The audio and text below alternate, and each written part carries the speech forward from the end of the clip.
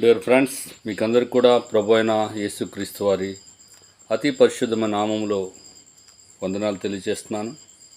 ప్రియులారా, దేవుని యొక్క మహాకృపను బట్టి మీరందరూ ఎంతో క్షేమంగా ఉన్నారని తలస్తూ ఉన్నటువంటి వారున్నాం. మరి దేవుని యొక్క కృప మీకందరికి కూడా తోడై ఉండును గాక. దేవుడు మానవులందరికీ కూడా ఆయుష్, ఆరోగ్యము, క్షేమాన్ని ఆయన ఎంతగానో అనుగ్రహించినటువంటి వారు ఉన్నారు. కనుకనే మనం ఇంకా సజీవుల సంఖ్యలో ఉండటానికి ఆ దేవదేవుడు మనకు ఎంతగానో సహాయం చేసినటువంటి వారు ఉన్నారు.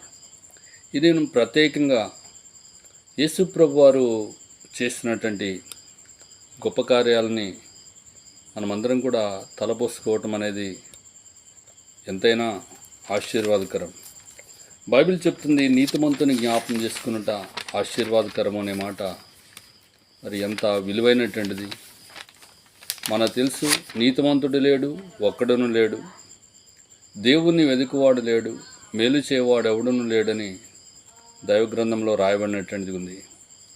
ఇలాంటి దౌర్భాగ్యమైన స్థితిలో మానవుడు ఉన్నప్పుడు మరి దేవాది దేవుడే నీతిమంతుడు కనుక ఆయన భూమి మీదకి వచ్చి సర్వమానవ పాప పరిహారార్థమై తన ప్రాణాన్ని అర్పించినటువంటి వారు ఉన్నారు. మహాగణుడు, మహోన్నతుడు, పరిశుద్ధుడు, నిత్యనివాసి అనే దేవునికి వచ్చిన లక్షణాలను మనం చూస్తున్నాం. మరి ఎవరునూ సమీపింపరాని తేజస్సులో తాను మాత్రమే నివసిస్తున్నటువంటి వారే దేవాదేవుడు. మరి మహోన్నతమైన స్థలముల్లో నివసించేవాడే దేవాదేవుడు.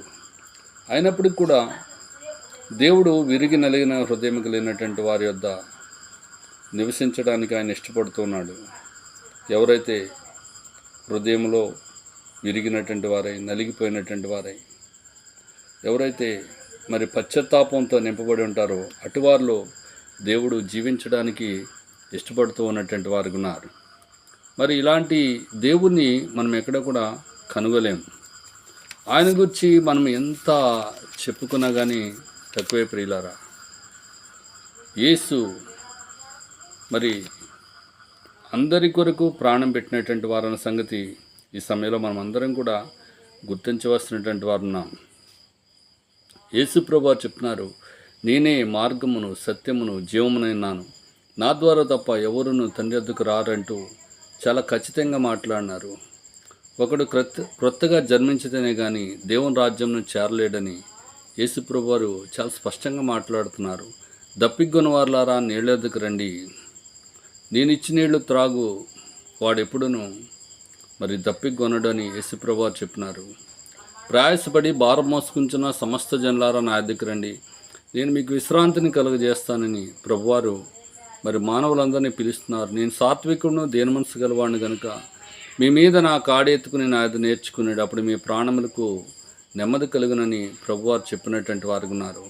కనుక ఈ రోజున మరి దేవుని యొక్క సర్వ పరిపూర్ణతను ప్రభు అయిన యేసుక్రీస్తులో మనము చూడగలుగుతూ ఉన్నటువంటి వారు ఉన్నాం. కనుకనే ప్రభు అయిన యేసునందు విశ్వాసం ఉంచితే మరి మనము రక్షణ పొందుతాం, నిత్య జీవాన్ని కూడా పొందుకోగలుగుతాం. అట్టి కృప పరిశుద్ధాత్మ దేవుడు మనకందరికి కూడా అనుగ్రహించును గాక. ఆమేన్.